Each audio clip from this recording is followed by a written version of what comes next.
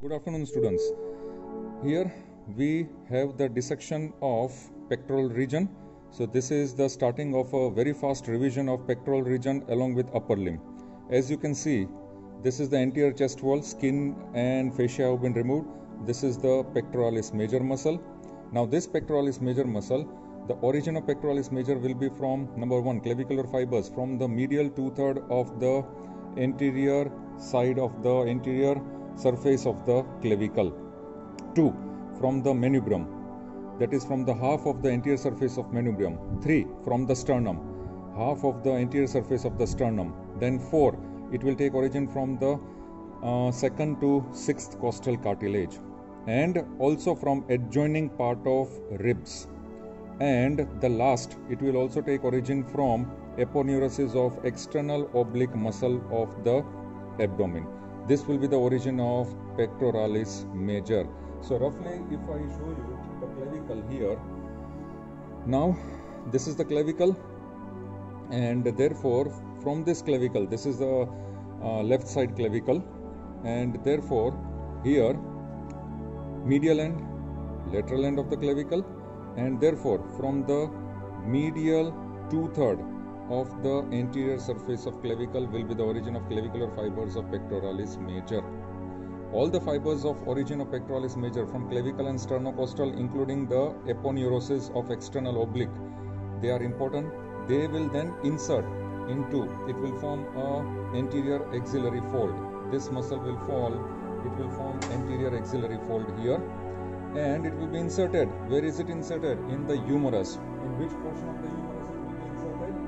For example, if this is the left side humerus, then it will be inserted on the lateral lip of, where I am pointing with my finger, bicipital groove of the humerus in the lateral lip.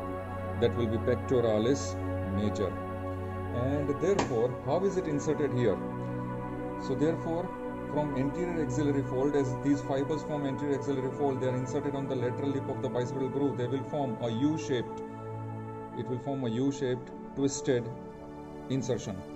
Anterior lamina, posterior lamina. So the fibers of anterior lamina will consist of clavicular fibers and manubrial fibers. And the fibers of posterior lamina will constitute the sternocostal and oblique fibers.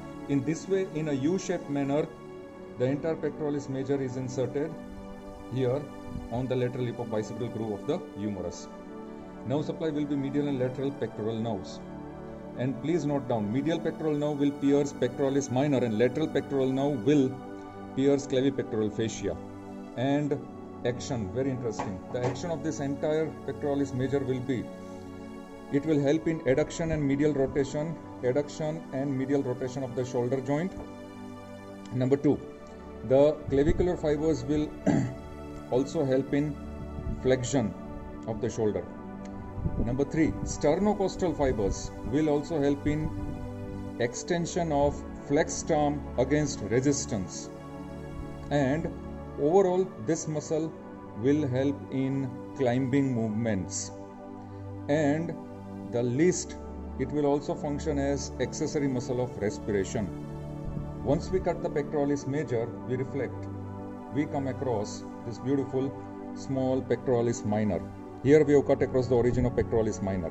What is the origin of pectoralis minor? 3rd, 4th and 5th costochondral junction. And what are costochondral junction? Junction between costal cartilages and the ribs. So 3rd, 4th and 5th costochondral junction, and insertion, it will be inserted in the scapula. Where? Coracoid process of scapula. Exactly where? On the upper surface and medial border of the coracoid process of the scapula. So if this is the scapula here, left side obviously, so it will be inserted in the upper border and medial part of the coracoid process of scapula, exactly here. This is the insertion of pectoralis minor. Nerve supply, medial and lateral pectoral nerve. And actions, note down the actions of pectoralis minor. Actions of pectoralis minor will be, number 1, it will help in depression of the shoulder joint. Number 2, it will help in functioning as the muscle of forced inspiration. Forced inspiratory movements are done by pectoralis minor. And number 3, This muscle along with the serratus anterior will help in overhead abduction of the arm above the shoulder joint. Now, third muscle in pectoral region. The third muscle, as you can see here, very clearly distinguished. This is clavicle. So below the clavicle, these fibers which we see is subclavius muscle. So origin of subclavius will be from the first costochondral joint, and insertion will be under surface of the middle part of the clavicle, on the under surface of middle part of the clavicle, under surface where my finger is there, under surface of the middle part of the clavicle. Nerve supply, nerve to subclavius muscle. And action, this muscle will stabilize the clavicle during the movements of shoulder joint. Now here in the pectoral region, after finishing pectoralis major, pectoralis minor and subclavius, we have serratus anterior. Now as you can see, after reflection of pectoralis minor, this pectoralis minor, as we have reflected, a very beautiful representation of serratus anterior. Now this serratus anterior muscle is included here as a last segment of pectoralis major. As you can see, these divisions, these are the origin of the digitations of serratus anterior from the upper 8 ribs. It will take origin as digitations from upper 8 ribs from the around mid-axillary line. After taking origin, these digitations will converge and they will pass posteriorly deep and inserted into, if this is the right scapula, they will be inserted into the costal surface of scapula. This will serve as the medial border.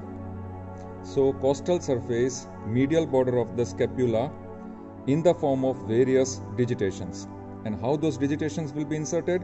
From the superior angle up till the base of the spine, this much here, there will be insertion of first 2 digitations of serratus anterior.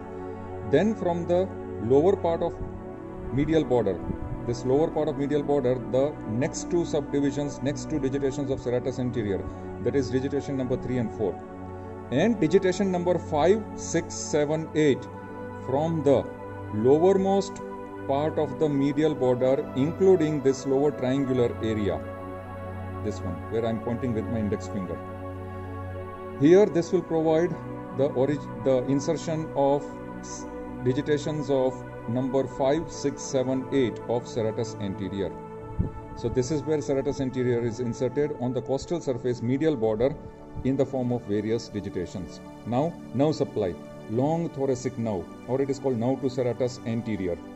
So nerve to serratus anterior, root value will be C5, C6, C7, and we know that it is a branch of the roots of brachial plexus. C5 will supply to upper 2 digitations, C6 will supply digitation number 3, 4, and C7 will supply digitation number 5 to 8. Action of serratus anterior, it is known as a pushing and punching, or it is known as a boxer's muscle, where it will help in pushing and punching movements. So protraction of scapula is forward movement of scapula around the thoracic wall, is the action of serratus anterior. Along with that, this serratus anterior will help in rotation of scapula. How does the scapula rotate?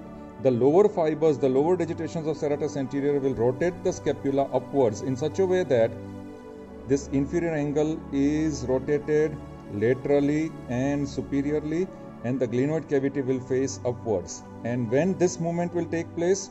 During overhead abduction of the arm. So serratus anterior is the muscle which will be also known as boxer's muscle, and injury to the nerve to serratus anterior, which is also known as the nerve of Bell, will result in winging scapula. In winging scapula, the medial border of scapula will be loose, it will be protecting outside, it will be avulsed because the serratus anterior will be paralyzed. So the projecting medial border of scapula on the dorsum, on the back of the patient, suggests of winging of scapula, in which there is the injury to the nerve of Bell, nerve to the Bell or nerve of Bell, which is the nerve of serratus anterior. So here we finish our serratus anterior muscle.